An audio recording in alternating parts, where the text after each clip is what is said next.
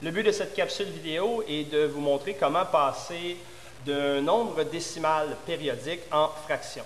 Si on part avec le tableau de transformation que vous connaissez bien, donc de notation décimale, il y a aussi le pourcentage et la fraction, et qu'on s'attarde particulièrement au passage, dans le fond, de la notation décimale vers la fraction.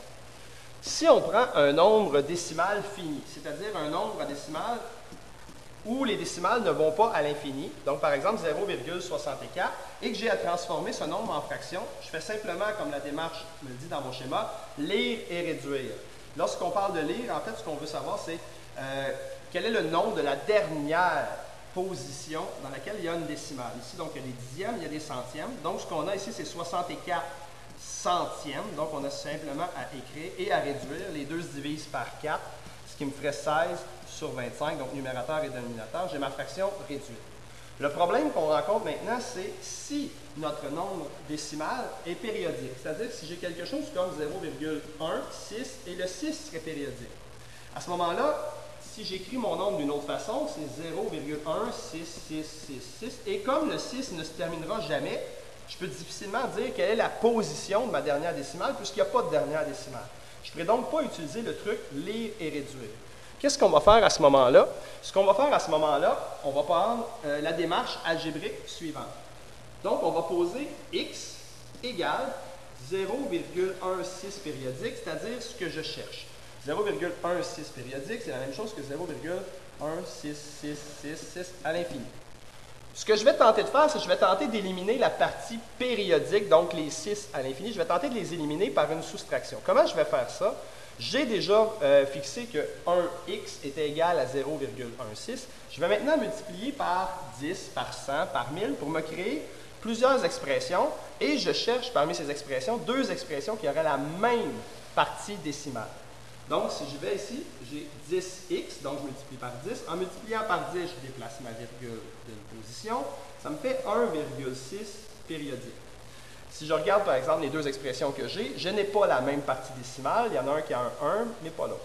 Donc, je vais encore une fois multiplier par 10, ce qui va me donner 100x égale, et je bouge encore d'un, 16,6 périodique.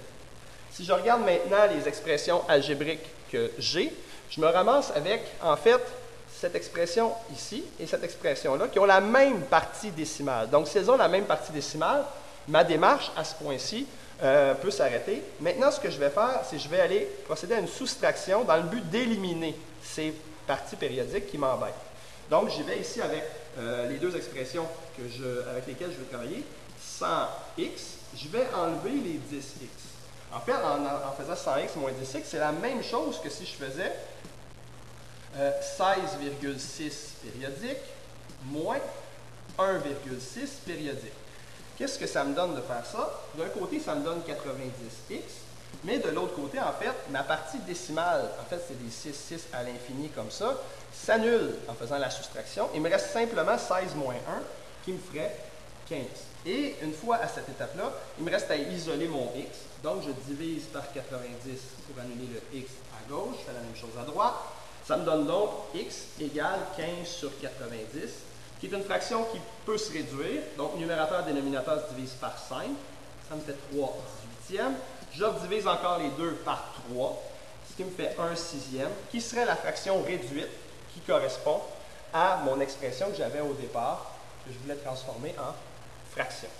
Si je prends un deuxième exemple, exemple 2, admettons qu'on prend 2,5 et le 5 est périodique, et ce nombre-là, que je sais que c'est 2,5555 comme ça, en fait, ce nombre-là, je voudrais le transformer en fraction réduite.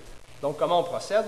On fixe tout d'abord x égale 2,5 périodique, et là, on va chercher d'autres expressions en multipliant par 10, 100, 1000 et ainsi de suite, qui vont me donner la même partie décimale. Donc, si je multiplie par 10, j'ai 10x, donc je tasse de 1, égale 25,5 périodique. Et là, déjà, mes deux expressions, dans ce cas-ci, ont la même partie décimale. Je peux donc procéder à ma soustraction. Donc, 10x moins 1x, et de l'autre côté, 25,5 périodique moins 2,5 périodique. Donc, ce que ça me donne, ça me fait donc 9x va être égal à mes 5 disparaissent, 25 moins 2 à 23. Et finalement, il me restera juste pour isoler mon x à diviser par 9. Donc, divise en 9 à gauche, divise en 9 à droite. Ce qui me fait x égale 23 neuvièmes. Et 23 neuvièmes est une fraction réduite. C'est la réponse que je cherchais. Donc, c'est de cette façon qu'on passe un nombre décimal périodique en fraction réduite.